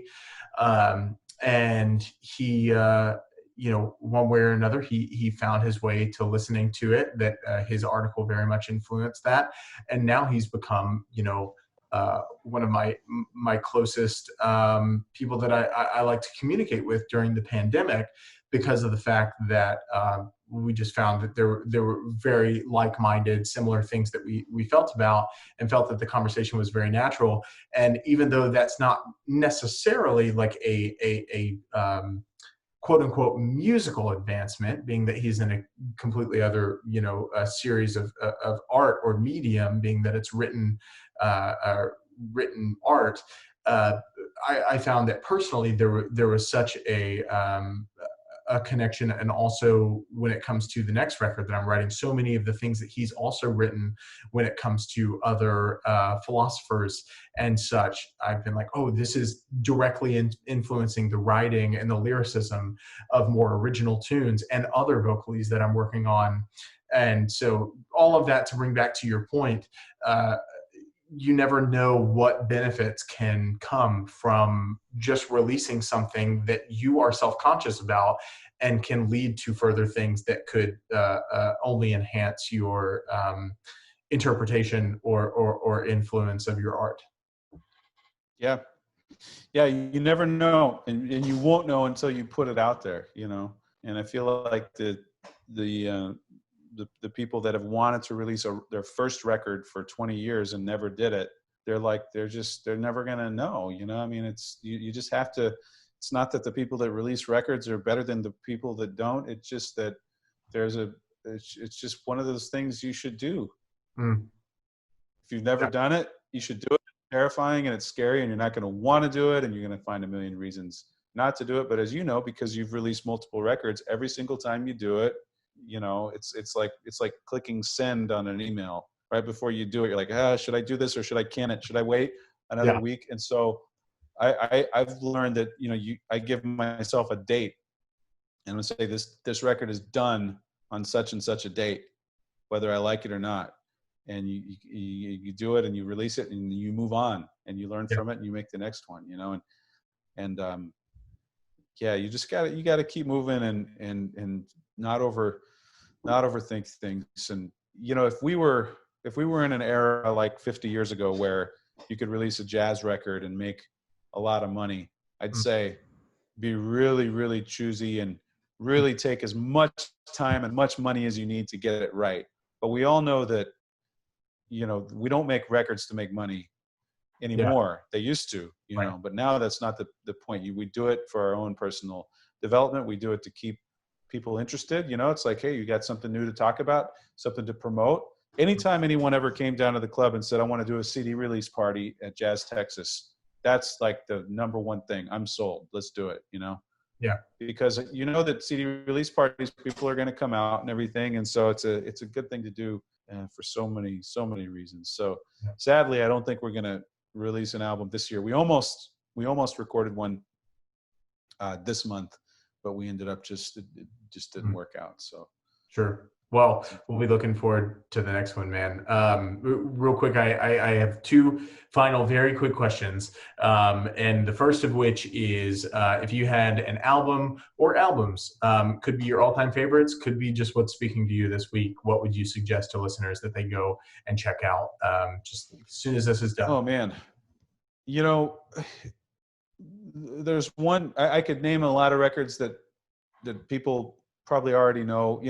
I love Waltz for Debbie, Bill Evans. I love Portrait in Jazz, which is I think Portrait in Jazz might be my number one favorite piano trio record. I love The Rich and the Poor by Keith Jarrett, which is a track that it actually comes off of what's the name of that album? So I've listened to it so many times, I only think of that one track. Sure. But it's called The Rich and the Poor. But there's one that I've been listening to just around the house as we've been cooking dinner and stuff, which I think a lot of people might not be familiar with this record. It's Count Basie and Tony Bennett. It's a live record. In person? In person, yes. It's called In Person. Yeah. And it's one of those ones you don't really hear. It's like, everyone talks about Sinatra at the Sands, which is one of my favorites. It's one of the great early live records of its kind where they did the whole thing as a show and then recorded it. But I in person, Tony Bennett I have friends who don't really like Tony Bennett because they feel like, he just kind of speaks everything. But I said, no, Tony Bennett's like 90 years old. And he still sings great. But if you go and listen to Tony when he was in his 30s, that guy, he's got the whole bel canto Italian style. And he's hitting notes. It was one of those tracks where I think it's I think it's the first track, Just in Time, where the final note I think is a B flat, Yeah. like a high tenor C is a B flat, and he holds it. I mean, he's doing like opera stuff, and the band is swinging, and the audience is happening. It's in Vegas, and he does like a bunch of gambling songs and stuff. And but I never hear anybody talk about that record, and I think that is a great record. Yeah, man, I literally was just talking to David Mescatique about that record the other day, because I was specifically referencing Fascinating Rhythm off of that. And I was my kids have been singing Fascinating Rhythm around the house. Oh, yeah. What an amazing tune for them to be singing. And there's another one, before I forget, that it's a Mel Torme record, and Butch Miles is playing on it. But Butch is not in the credits. It's it's Mel Torme. He sings Route 66. Are you familiar with this one? I'm familiar with the record, but I couldn't tell you the title. I can see you have to look it up. It's one of my favorite Mel Torme records. And Butch posted something like a year ago. It was like, oh, I remember when we did this show together. It was like, Butch, I didn't realize you played on that record. Yeah. And he's like, yeah, there was an issue with the contract, and they weren't able to list the band on the record or something like that. Like Butch never got credit for the thing, but he was the actual drummer. One of the swingingest things. Again, people don't seem to talk about that record as much. That's live at the Maisonette. Yes, Live at the Maisonette. Oh man, Route 66 on that track just scorches. I mean, just the most mind-blowing thing, man. Mel Torme just blows my mind. Yeah. Mel Torme is the dude. I totally agree with you. Yeah. Okay, so, and then the last question that I always have is, we have no shortage of gigs from hell, and you, having played thousands of gigs, I'm sure you have story after story after story, but if you can think of the craziest gig where things just went up the wall, it was just insane, what would you say your Paramount gig from hell would be? Oh, man, there's been a lot. I mean, it's in terms of an interesting gig, I'll save that for a minute. But, the corporate gig scene can be rough, the convention gigs and weddings too. Whenever you have an event that has to go off really well, and the wedding planner or the event planner is super stressed out, and they make everyone stressed out. I mean, after playing hundreds of those gigs, it just, those can be really rough. And we get the bridezilla, it's like it's supposed to be the happiest day in their life, and they're crying and they're miserable and they're yelling at people, and you're like, hey, we're just the band. But we did a gig one time that was it was like a burlesque gig, but they didn't tell us it was a burlesque gig, and I'd never played a burlesque. I didn't know how to do a burlesque gig. Sure. And so the dancers were like wanting burlesque music, and I was like, I don't even know like what that is. This was years ago, and that didn't go over very well. But I did a gig one time with a mechanical bull in the dance floor area. Okay.